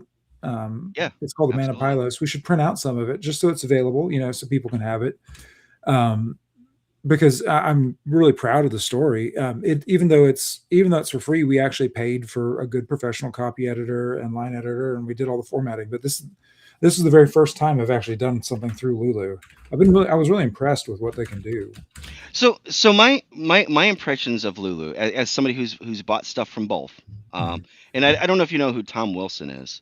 Mhm. He runs ShireCon, but he also publishes a lot of stuff. And whenever he does a Kickstarter, first of all, he loves doing these really short Kickstarters. I think he did one for like 9 days. Weird. Yeah, right. Yeah, yeah. Usually it's like 30 days or whatever. No, 7 days, 9 days, whatever. And I'm expecting to have that probably in a week. And the Kickstarter was like a month ago. You Nice. know, I mean, he already has everything already done, ready to go before he even does it. And then, once the Kickstarter's funded, he's already, going to Lulu, and he gets everything printed in Lulu. Lulu prints in record time compared to drive-through. Oh, yeah, Um, it's so much faster. I mean, I was just like shocked that I like literally got, the adventure I ran uh, uh, was it the Crumbling Keep of Kashmir, which was a Shadow Dark adventure he Mhm. wrote. And his new one that I'm waiting on is Singed, which I think I've already got the PDF for, maybe, or I think he may have that out. Yeah, which is which is done for Dragon Slayer, which is Greg Gillespie's system. And I don't know if you're familiar with Greg or not. He did Yeah. RMAs and a bunch of other stuff, but Dragon Slayer is his system. And Tom was on, and he said, he likes doing stuff for different systems because it engages him as a creator, and he gets to, he doesn't want to be bored just doing something for one system and one system only. So, but what other systems have you designed for? Because I know a lot of your stuff said 5e OSR notes and stuff like that. So, Yeah, so to be honest, I've run some 5e before, not a lot. mhm. Um, I understand the background of it. I've played, so I'll play almost anything. Right.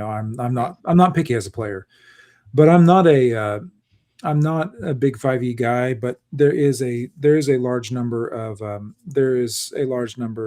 people who enjoy that kind of thing. So I'll often have a 5e version that I will go. I've done a lot of AD&D and Osric. Okay. I like working for that. Mhm. I enjoy playing it. I enjoy running it. It's classic, hard to go. BX is kind of the lingua franca of the OSR. Mhm. So I've done some BX adventures. BX adapts really easily to Shadow Dark, to Axe, to, I mean, it is OSE, so it adapts there. Yeah. So Any that of the OSR stuff, Yeah. Right. very It easily. adapts really easily to that. Yeah. I did because basically almost on request, I've done some Pathfinder adventures. I have done a Starfinder adventure Okay. because there were some guys who were looking to do anything sci-fi. They were familiar with the Finder core. So I ran that, and I had a lot of fun running that. And so I said, I can just publish this. So I'm pleased with that. I've published for Axe. I've just put so I just put out something for Shadow Dark. I'm informed that is huge. I've run for Shadow Dark. It's a great con game. I love it as a con game. Yeah. I think it's a really good like a one shot kind of a system, and it's really good for newbies. Yeah. It doesn't have the tools I want for long term play, so that's why I wouldn't do it myself. But it is I admire I really admire its design for like one shot It's con kind of really stuff. easy to run. I It was really is. amazingly surprised how easy. And let me see, which one is it that you did for? I think I've got the image up here. Which one was it for? The House of Lost Shepherd. It's probably the most recent you'll see on my store. It's that's the most recent Shadow Dark one. I was going to ask a similar question: have you seen kind of a shift in demand or downloads that it's like more things that are kind of focused for one system or another, and a drop off on maybe? Well, is there a drop off on 5e, for example, and others growing, or just kind of? So 5e, probably not. I see some people who enjoy it. There has been nobody who's ever asked for a 5e 20 the 5.5e. I've had literally nobody has ever asked, hey, could I get this for 5.5? I don't suspect you will get much. Yeah, that's been kind of funny. The drop off I've noticed, which is kind of interesting, is I think it's because of Shadow Dark. That's at least my theory. Yeah. OSC has bottomed out. Really? It used to be OSC was huge. OSC was everything. And then for some reason, I think part of it is, the creator is much more happy with, he has his own much more bespoke system that he wants. The Dolmenwood. Dolmenwood, which that's where his passion is in the first place. I think that's kind of where it is. And so I think that's kind of why, and also it does the BX things, why not do BX if you understand it? I mean, I actually am an admirer of the OSC organization. I get it. Yeah. But I think that's the biggest drop off, actually. I mean, we had Matt Finch on, who of course Osric was a big part of, and then Sword and Sorcery, and he actually has his new setting Jordoba coming out very soon. The Kickstarter is going to launch. He's actually going to be back on July 14th with us. I think it's the 14th. Pulling that out of my head. My calendar's like over there. So, but he was fascinating to talk to as well. And of course, we've got Agile Monk here in the chat. By the way, congratulations to Agile, because he did hit his Kickstarter goal, and now way to go, man. It's really taken off with 3 days left to go, 4 days left to go, which we kind of figured that was what was going to happen. But I'm really looking forward to both his Consortium's book and his Zendria guide. I think we need more settings and more adventures. We probably don't need any more systems. There's a lot of systems already out there. I know, and a buddy of ours, Dean, he is doing Untold Destiny. He's our Dean and Vicky from the UK. That's right. We need at least one more system. One more system, yes, that one. We got to support that one because Dean's great. And he's got some great mechanics that we like in it. With the multiple almost multiple advantage dice is kind of multi D20 system. Yeah. What we don't need is another BX. That's right. What we don't need. That's another true. Clone. And I think that's kind of where so my theory is that the OSC was two things. OSC was making it slightly easier to publish BX style adventures, which I guess that's fine. But you can also just publish for BX. Hmm. And then it was also the newbie friendly OSR system, and I think that Shadow Dark is friendlier to the Suffering 5e. I did an in-depth review of Shadow Dark, where it was interesting. I got pilloried by some Shadow Dark fans for not, saying it was the best thing in the history of the universe. But I did say it was good. It is It's good. really funny that I got pilloried for that, because I said there are a lot of very intelligent design decisions that were made here. And Hmm. I said, I am not its ideal use case, but the ideal use case is the poor, pitiful, suffering 5e DM who desperately, desperately needs an escape. You got to get away from this. Every player a superhero. Exactly. Yeah. And it's beautiful for that. Yeah. You know what? I would say they also made some brilliant marketing decisions. Yes. Oh, of course. Yes, and definitely and that I too. mean, there's no doubt there was that that lightning striking, lightning in a bottle, convergence. Just at Excellent timing. the Yeah. exact right time. What the launch happened was the same time as the OGL debacle, and WotC kept shooting themselves in the foot, and they're already insulting all the people who disagree with anything that they do, and forcing down. At any rate, I tell you what, I of course this is I got this at CNY from Gillespie. I think putting the OSR brand and Shadow Dark compatible with that, I think is the way to go for a Yep. lot of things nowadays. Because if you're compatible, if you can write it for OSR and Shadow Dark, you don't really need to make two different versions. It's not hard to convert between the two. And that's the thing. Like I have found Shadow Dark Adventures very easy to convert to my Right. own homebrew. It's very easy to just convert to almost anything, and so I get it being kind of a OSR lingua franca. I really admire it for that. Yeah. I think that was a wise way of doing it. So I definitely don't mind writing for that. I don't mind, again, like I said, for a bunch of newbies, it's kind of a good go-to. It's kind of a good Shadow default. Dark's a good bridge. It's a good bridge to the OSR. Really, I consider it to be OSR adjacent. Now, I'm also partial to. I like Castles and Crusades. I like Troller Games. I love those guys. I really appreciate their system too. Again, you can take anything. You could take any old game, any of the old adventures published, back in the TSR days, and just run them. You don't really have to. Yeah, I mean, ascending armor class versus descending, but other than that, I mean, there's not a whole lot. There's a lot more work to convert a 5e adventure over to Castles and Crusades or Shadow Dark or any of that than Yeah. there is from some of the other stuff. But Dan, I have to put Dan's comment up there because he can't keep quiet. Have you have you heard about our Lord and Savior, the astonishing swordmen and sorcerers of Hyperborea? 'Cause I said I'm a respecter. I love it. I love. So the thing is, the only way that would sell it to me more would be to make it more Conan somehow, yeah, because I love Conan.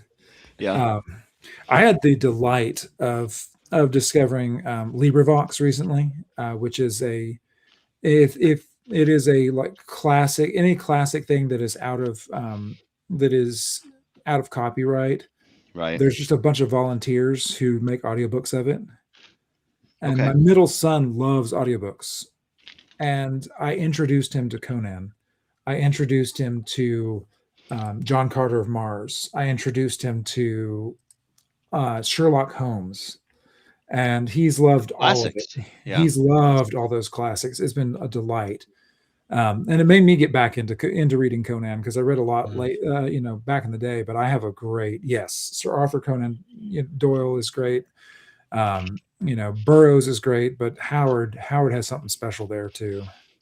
I just read Tower of the Elephant the other day, and it was and I'm reading through it. I'm like, I don't know if you remember, there was one part where the other thief was using the some kind of poison that he used on the lions, and I'm like, this is so D&D. It's like he spent all his money to get this thing so then he could go on to the next heist. Yep. It was really great. And we got Fox off joining us. He just got notification. Well, I'm sorry to hear about that, man.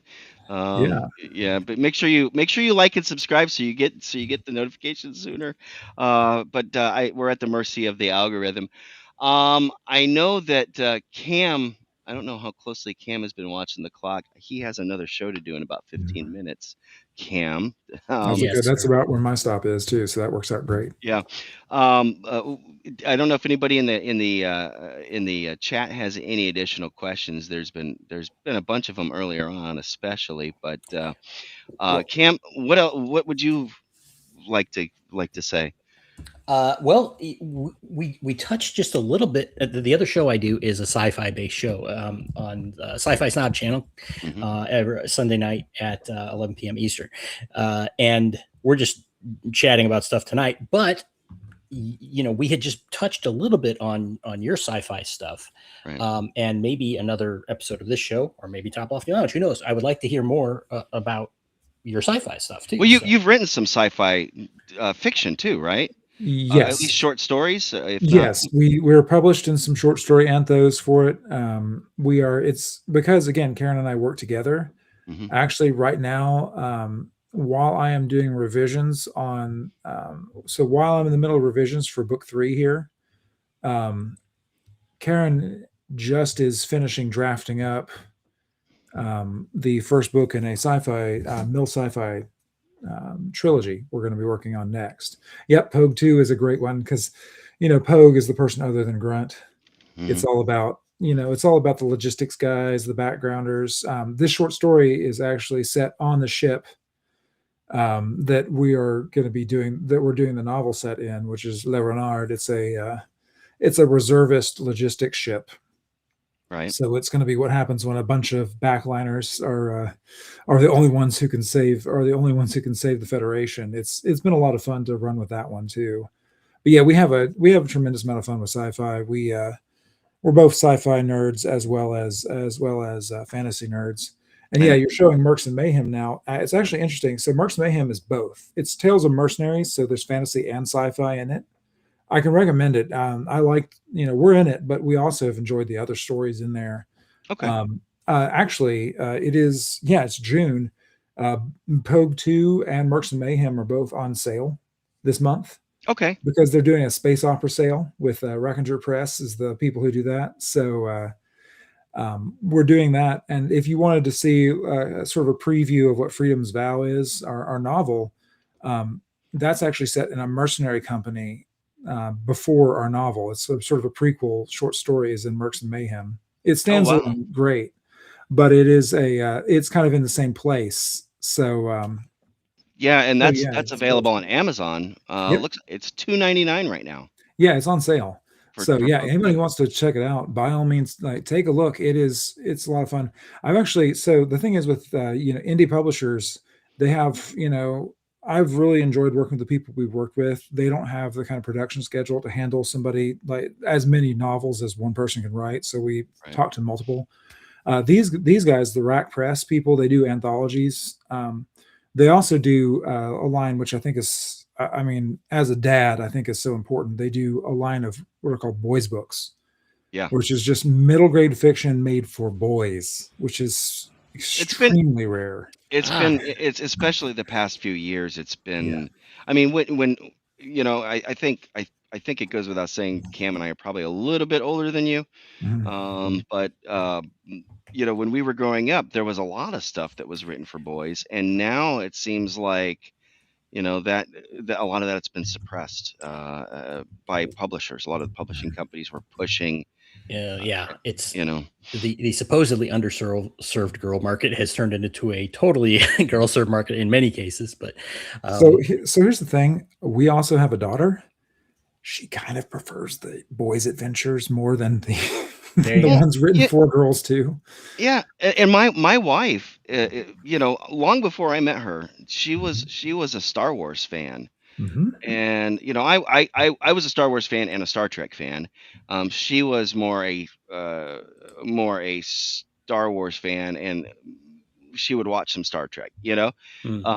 And this is long before she was a tabletop gamer before I met her. So it's not all these tropes that they've been pushing a narrative for are totally not true. She was Mhm. watching Star Wars long before I met her. She was playing D&D long before I met her. Karen is better at Halo than I am. Is she? See, there you go.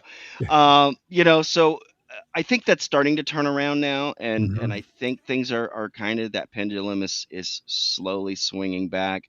But yes, I mean the boys market, you're right, has absolutely been an underserved one.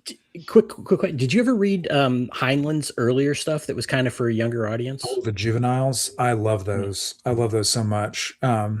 Yeah, I was actually saying this is the first time like I can say it because we just agreed with them today. Karen and I actually wrote a boys book, a middle grade novel, Mhm. and so we're going to be working with Rack Press to do that. That'll be like late next year, or might even be early 28. But we're gonna be doing a boys book there too, just boys adventure, Cool. because it's exciting stuff. I really love doing that. That's awesome, man. That's awesome. No, it's Um, exciting.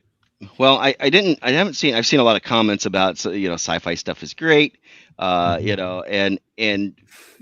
I thought, yeah, we got to get you on because I think Cam would be really, really happy. I don't know, Cam, if you were familiar with him at all before. I mentioned we were bringing him on, but No, I've done a shallow dive really, but right. I'm looking forward to delving in more into your stuff here. So Yeah, I mean, I went in and I got I went ahead and took all the adventures that you had Mhm. on drive through, and I didn't even bother changing the pay what you want.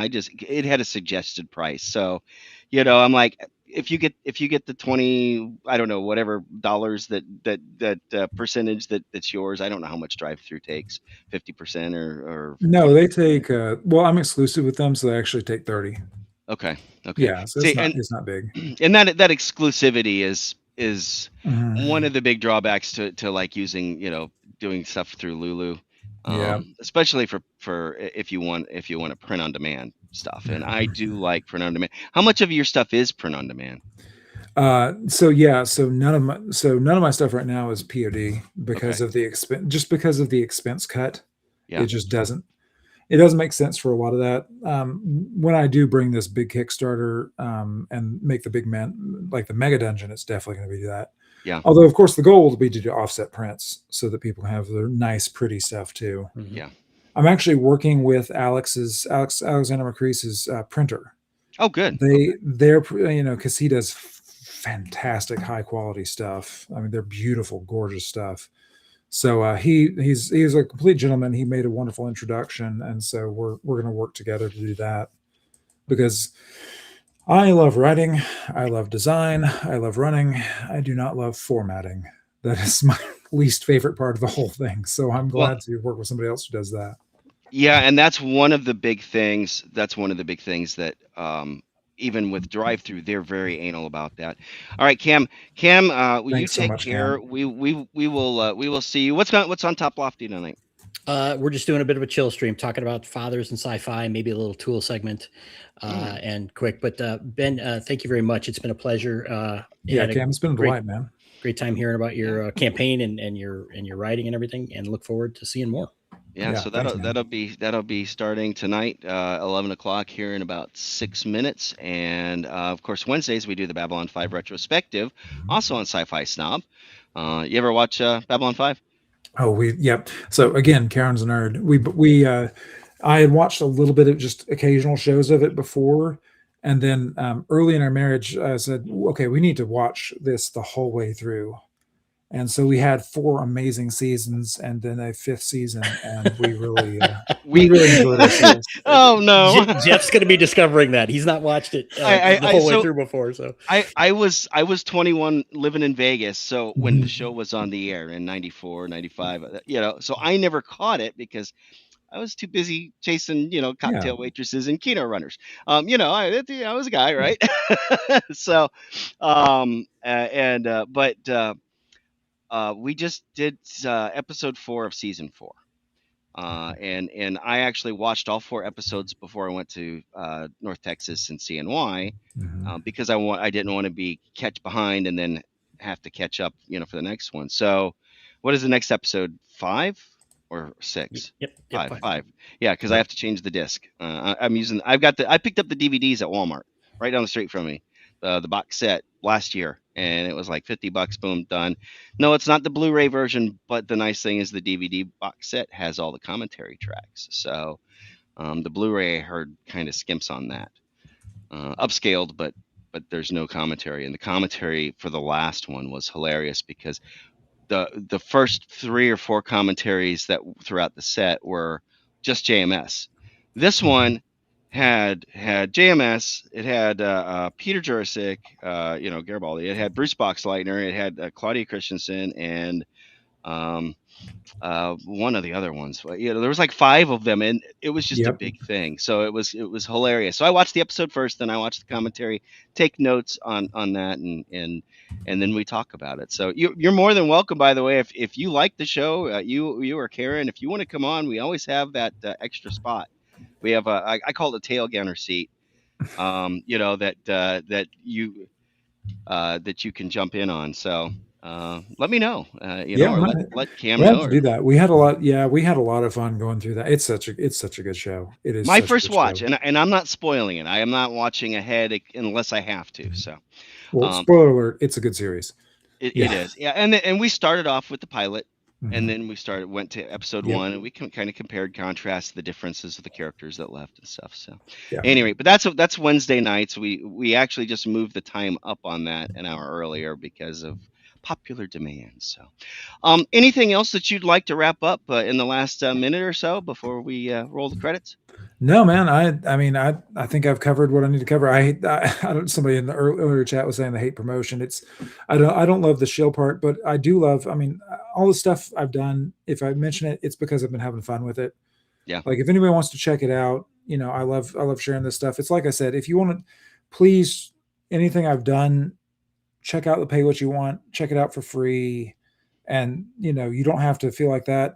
Like I said, Karen and I have a newsletter where it's a free giveaway of a novella if you want to see kind of our stuff. I'm a huge fan of try before you buy. If you want to do that, by all means. We are on Kindle Unlimited as well. So Okay. anybody, if you do have KU, you're welcome to take a look at there. Yeah, we just have a lot of fun making this stuff, and thanks and for if letting me come on. Oh yeah, man. No, it's been a treat. And if you sign up for the newsletter on your website, then you can get a copy of this for free, right? A Man of Pylos. Is it Pylos or Pylos? Pylos. Pylos. So it is Pylos by what we say, but you know what? I believe in the death of the author. If you want to call it Pylos, you are welcome to. All right. Nobody's gonna come arrest you. Well, thank you so much, Ben. I appreciate you coming on. Maybe we'll get Karen on next time with us, and we definitely want to help promote your writing competition coming up later on this. So definitely stay in touch with me. Oh yeah, I'll let you know when we open that up. Like I said, I'm going to be out in Huntsville. Maybe we'll get to hook up and meet up in person in August. So yeah, I hope so, man. Yeah, that would be awesome. All right, I'm going to go ahead and roll the credits if you want to stick around for just a minute after that, and we'll wrap up after that. Yeah, thanks everybody. Yeah, appreciate it. Mm-hmm.